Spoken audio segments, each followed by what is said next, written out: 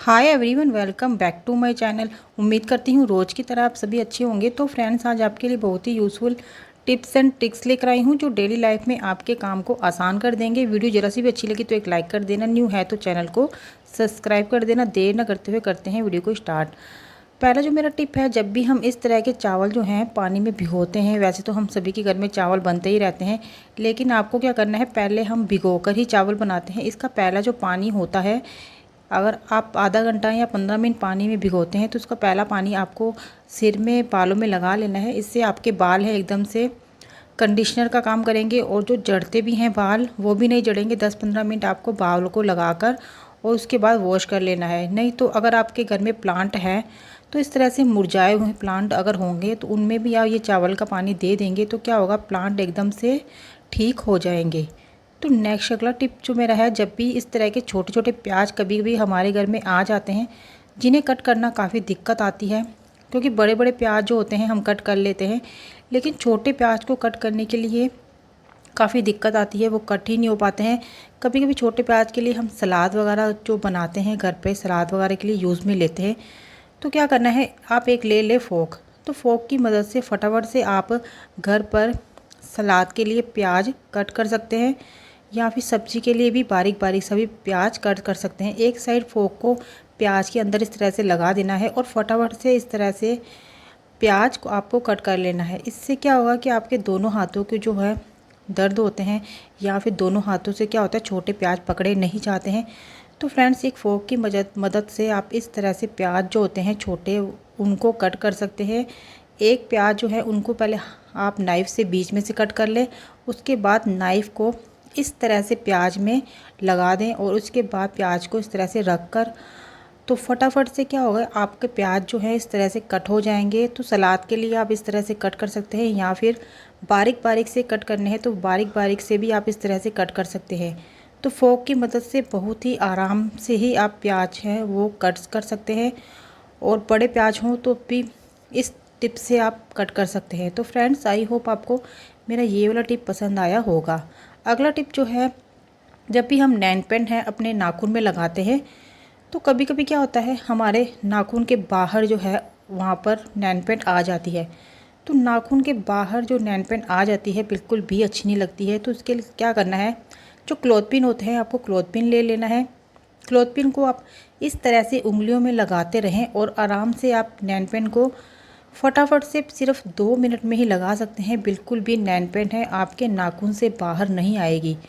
तो देखिए फ्रेंड्स, मैंने इस तरह से क्लॉथ पिन ले लिया है और क्लॉथ पिन को इस तरह से एक उंगली में इस तरह से आप लगा दें और बिल्कुल आराम से, इतनी आराम से ये नेल पेंट आपके नाखून में लग जाएगी कि बाहर बिल्कुल भी नहीं आएगी, क्योंकि बाहर जो नेल पेंट आ जाती है बिल्कुल भी अच्छी नहीं लगती है। इस तरह से एक एक उंगली में फटाफट से आप क्लॉथ पिन लगाते रहे और नेल पेंट लगाते हैं। तो नेल पेंट लगाने का ये तरीका जो है बहुत ही आसान है, बहुत ही बढ़िया है। तो फटाफट से देखिए, बिना किसी झंझट के हम इस तरह से नाखून में नेल पेंट लगा सकते हैं। फटाफट से हमारा काम भी हो जाएगा और फटाफट से सारे नाखूनों में नेल पेंट भी लग जाएगी। तो फ्रेंड्स, बढ़ते हैं अपने नेक्स्ट टिप की तरफ।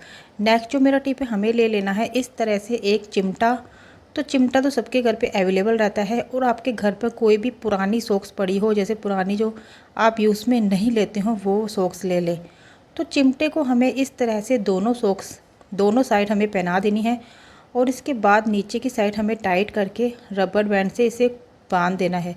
तो फ्रेंड्स, ये काफ़ी अच्छा आपका टूल बन गया है इस गर्मी के सीज़न में। तो मैंने नीचे की साइड इस तरह से टाइट इस सॉक्स को कर लिया है। अब दोनों साइड जो है इस तरह से नीचे से हमें क्या करना है, रबर बैंड लगा देना है। तो सॉक्स आपकी पुरानी ही होनी चाहिए, तो पुरानी सॉक्स वैसे भी पड़ी रहती है। तो इस टूल का हम काफ़ी अच्छा यूज़ करने वाले हैं। इससे पहले आपको ऊपर की साइड पानी थोड़ा सा लगा देना है। ऊपर की साइड हल्का हल्का पानी लगाकर सॉक्स को ऊपर की साइड आपको गीला कर लेना है। तो फ्रेंड्स, समर के सीज़न में क्या होता है, हमारे कूलर वगैरह होते हैं तो उनमें इस तरह के जो आगे बना होता है जाली, उसमें बिल्कुल भी हाथ नहीं जाता है। बिल्कुल भी देखिए, बिल्कुल भी हाथ नहीं जाने के कारण इतनी ज़्यादा मिट्टी इकट्ठी हो जाती है, तो बिल्कुल भी क्लीन नहीं हो पाता है। तो आपको चिमटे में इस तरह से सॉक्स पहना देनी है, और बहुत ही आसानी तरीके से आप कूलर की इस तरह से जालियों को क्लीन कर सकते हैं। सिर्फ एक चिमटे और सॉक्स की मदद से। तो फ्रेंड्स, इस तरह से समर के सीज़न में आप ये टूल बनाकर अपने कूलर की इस तरह से आगे वाली जाली को क्लीन कर सकते हैं, क्योंकि ये सॉक्स भी काफ़ी पुरानी हो गई थी। तो सॉक्स पुरानी है उसका भी आप इस तरह से यूज़ में ले सकते हैं। और बिना हाथ इसके अंदर लगाए, हम वैसे भी इसके अंदर हाथ नहीं जाता है, बहुत दिक्कत होती है, तो आप इस तरह से क्लीन कर सकते हैं।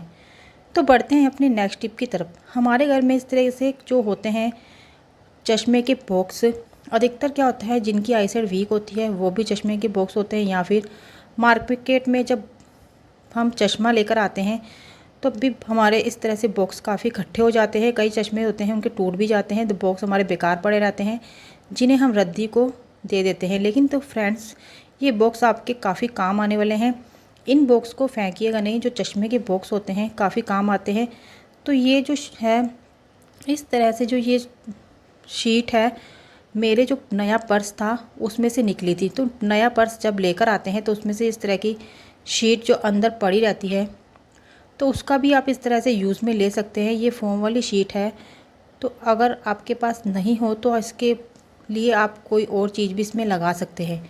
तो मेरे पास एक पर्स था नया, उसके अंदर ये शीट मुझे पड़ी हुई मिली थी, तो मैंने इसका इस तरह से यूज़ में ले लिया है। अब क्या करना है, इस शीट को इसके अंदर लगा दे।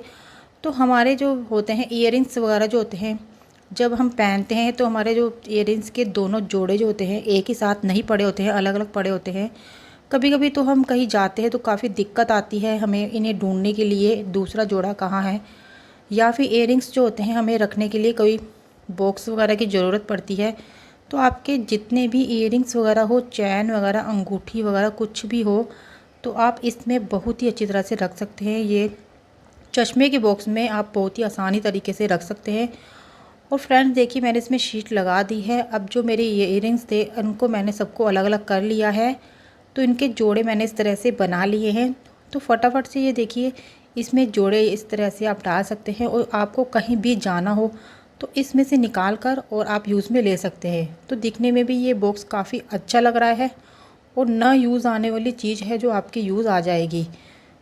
तो इस तरह से कम 10 से 12 इयररिंग्स के जोड़े आ सकते हैं। अगर आप चाहें तो चैन अंगूठी वगैरह भी रख सकते हैं। तो फ्रेंड्स देखिए, ये मार्केट में आपको इस तरह के बॉक्स नहीं मिलेंगे इयररिंग्स वगैरह रखने के लिए। आप चश्मे के बॉक्स का ही यूज़ इस तरह से कर सकते हैं।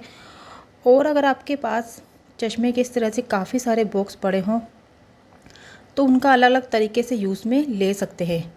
तो ये जो बॉक्स है, मैंने इस तरह से इयररिंग्स रखने के लिए इसमें ये इस तरह से इयररिंग्स इनको जोड़े बनाकर सेट कर दिया है। तो नेक्स्ट वाला जो मेरा बॉक्स है, तो क्या होता है, हमारी जो दवाइयाँ मेडिसिन वगैरह होती है जो डॉक्टर देते हैं थैली में ही पड़ी रहती है, तो हम थैली में से निकालते हैं। तो अगर आपके पास इस तरह से बॉक्स पड़ा हो चश्मे का, तो आप उसके अंदर इस तरह से एक ही जगह पे डालकर इस बॉक्स को बंद करके रख सकते हैं अलमीरा के अंदर। तो अलमीरा के अंदर अगर आप इस तरह से इस बॉक्स में दवाइयों को भी रख देंगे तो ये बॉक्स है आपका काफ़ी काम आने वाला है। या फिर कभी बाहर जाते हैं घूमने वगैरह, या फिर कहीं बाहर तो वैसे जाएँ, तो अगर आपको मेडिसिन की ज़रूरत हो तो इसमें छोटे बच्चों की दवाई वगैरह, या फिर अपनी कोई इस तरह से कोई दवाइयाँ वगैरह रखकर अपने बैग में कैरी करके भी लेकर जा सकते हैं। तो इसके अंदर मैंने इस तरह से दवाइयाँ रख दी है। अब इसको बंद करके हम अपनी अलमीरा में भी रख दे सकते हैं, या फिर हम अब बाहर जाएँ तो बैग के अंदर भी इस तरह से अपनी दवाइयों को साथ में अपने लेकर जा सकते हैं। तो ये बॉक्स होते हैं काफ़ी मजबूत होते हैं। इन बॉक्स का काफ़ी तरह से मल्टीपर्पज़ से यूज़ में ले सकते हैं। तो फ्रेंड्स, ये 2 तरीके तो मैंने आपको बता दिए हैं। और मेरा तीसरा जो तरीका है कि इस तरह के जो बॉक्स होते हैं, अगर आप चाहें तो इसके अंदर अपने सारे जो नेल पेंट होती है, या फिर लिपस्टिक, या फिर सिंदूर वगैरह होता है, आईलाइनर वगैरह होता है, या बिंदी, इसमें डालकर आप रख सकते हैं घर पर ही, या फिर कभी बाहर जाए घूमने तो इसके अंदर ही आप एक ही जगह पर इस तरह से लिपस्टिक, काजल और सिंदूर वगैरह और बिंदी वगैरह, आईलाइनर वगैरह जो भी इसमें आ सकता है, काफ़ी सारी चीज़ें आ सकती है, एक ही जगह पे आप इसको रख कर और बाहर जब भी जाए तो इस तरह से आप पैक करके इसको अपने बैग में कैरी करके लेकर जा सकते हैं। तो फ्रेंड्स, ये देखिए चश्मे के बॉक्स होते हैं जो काफ़ी मजबूत होते हैं। इन्हें फेंकने से पहले आप एक बार इस टिप से इन चश्मों का यूज़ में ले सकते हैं। तो आई होप आपको मेरे ये तीनों ही जो है चश्मे के टिप्स जो यूज़ पसंद आए होंगे।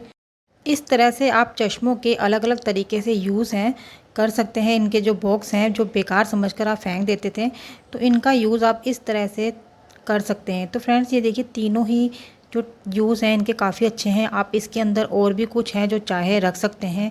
ये जो बॉक्स होते हैं काफ़ी मजबूत होते हैं। तो आई होप आपको मेरा ये टिप पसंद आया होगा। उम्मीद करती हूँ आपको मेरे सारे टिप पसंद आए होंगे। सबसे ज़्यादा आपको मेरा कौन सा टिप पसंद आया और कौन सा टिप पहले पता था, मुझे कमेंट बॉक्स में ज़रूर बताना। मैं मिलती हूँ नेक्स्ट वीडियो में नेक्स्ट टिप के साथ। तब तक के लिए bye and thanks for watching.